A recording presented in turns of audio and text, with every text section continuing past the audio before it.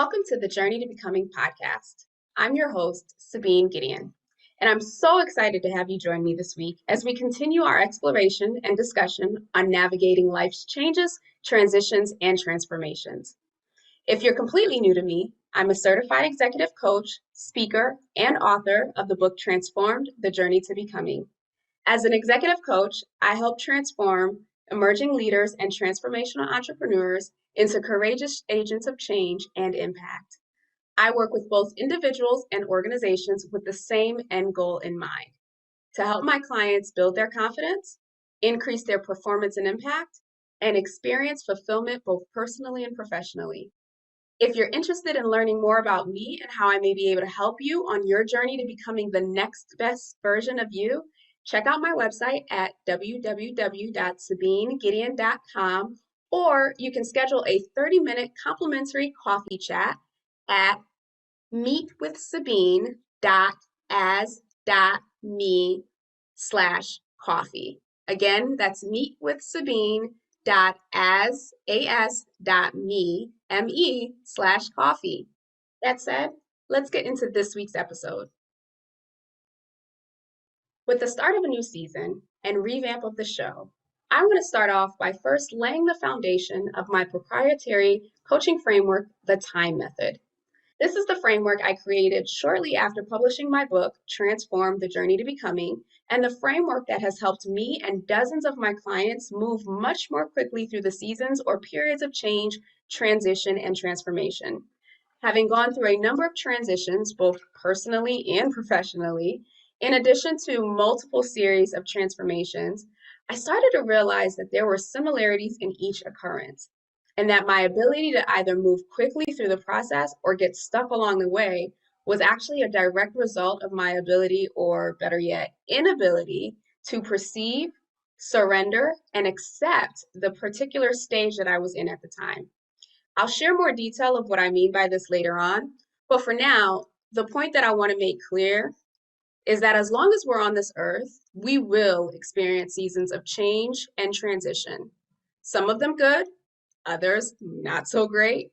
Some will be initiated by us, such as getting married, starting a family, going back to school, changing careers, while others will be forced upon us, like losing a loved one, losing our job, being isolated for a year due to a global pandemic, relocation, or so on. Regardless if we're the initiators or not, the process to navigating these life changes remains the same. The TIME method is not rocket science by any means. In fact, it's simplicity at its finest.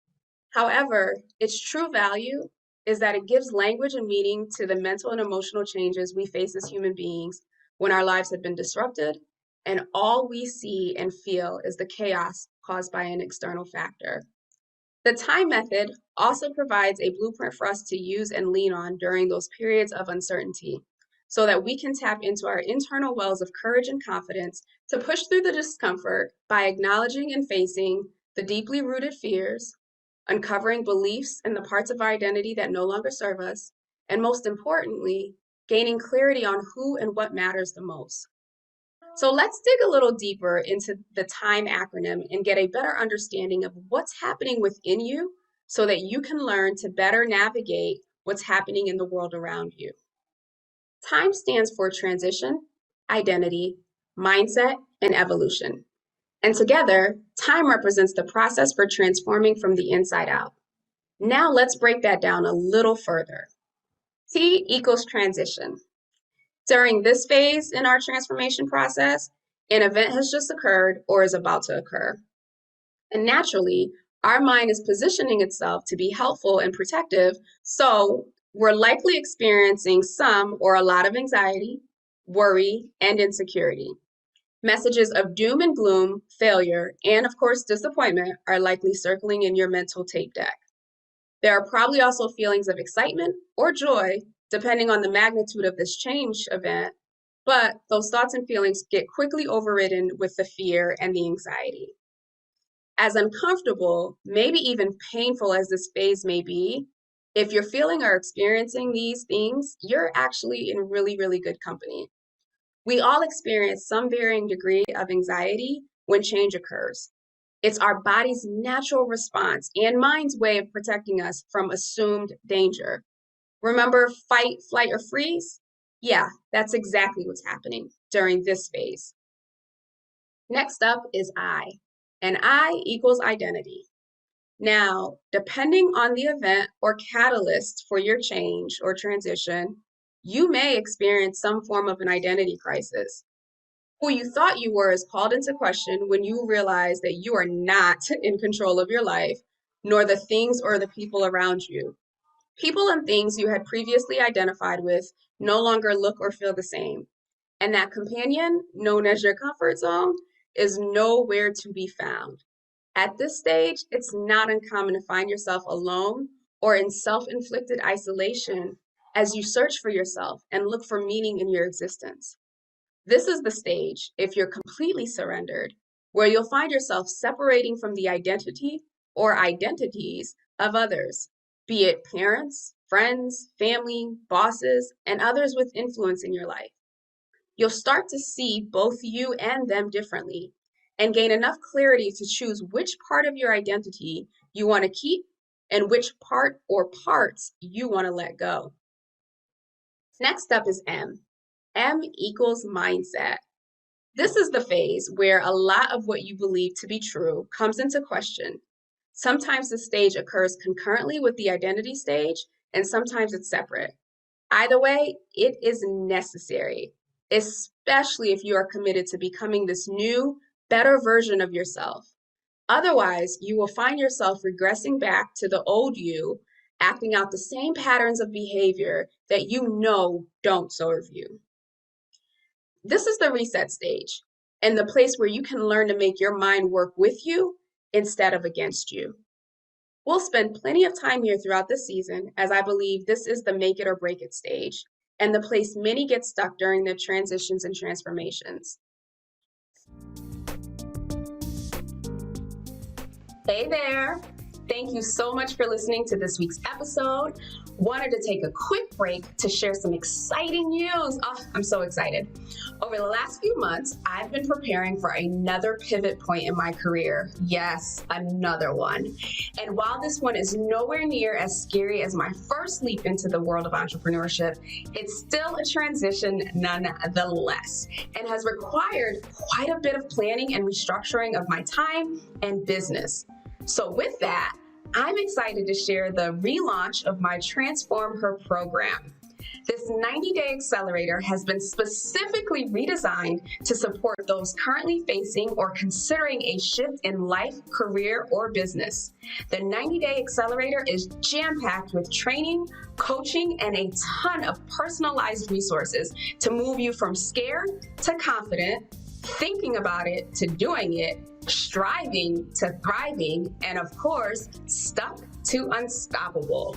So if you're at the place where you want to or are ready to make that major shift in your life, career, or business, but are feeling stuck, not sure where to begin, or are just scared, and trust me, there's nothing wrong with that because we've all been there, I would be honored to come alongside you in your journey as your guide to help you get to the other side. Again, it's a 90-day accelerator, which means it is intense. So you're going to have to put in the work. I can't do it for you, though I wish I could. But what I can do is give you the resources you need to succeed in achieving your next big goal. You can learn more about the 90-day accelerator on my website at www.sabinegideon.com/transformher. On the site, you can schedule a complimentary call to see if the program is right for you. I look forward to supporting you in becoming the next best version of you.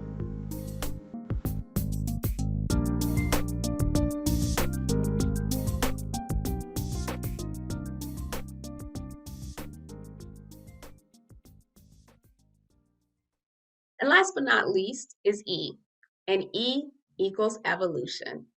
This is the phase we all long to live in, where we have complete clarity over who we are, what we want, and the impact we are to make for the time being.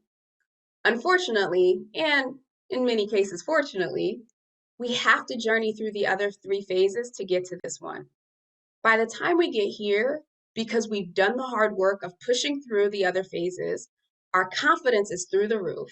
Our belief in what is possible is greatly expanded, and we've gained power and strength emotionally, mentally, spiritually, and physically. Also, our ability to move into sustained action and mobilize others to do the same is heightened. It is visible and magnetizing to those we need to help us succeed at that next level in that next leg of our journey. At a high level, this process and its stages may sound easy to some, but trust me, it is no easy feat. I've tested this framework on clients from different walks of life and stages in their journeys.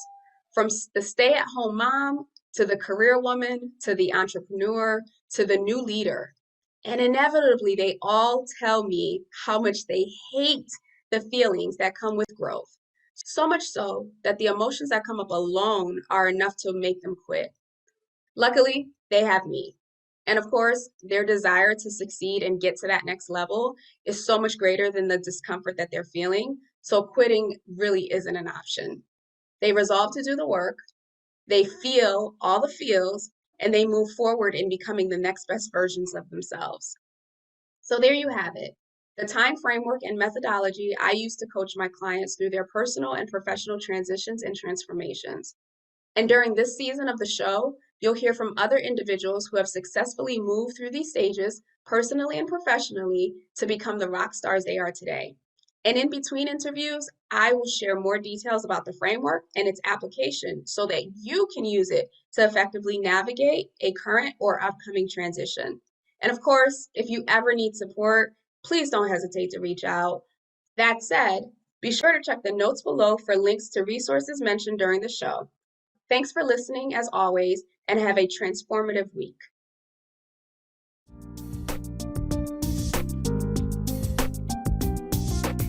Thank you so much for tuning into this week's episode. I hope you were able to grab a few nuggets and some action items that you can begin implementing this week.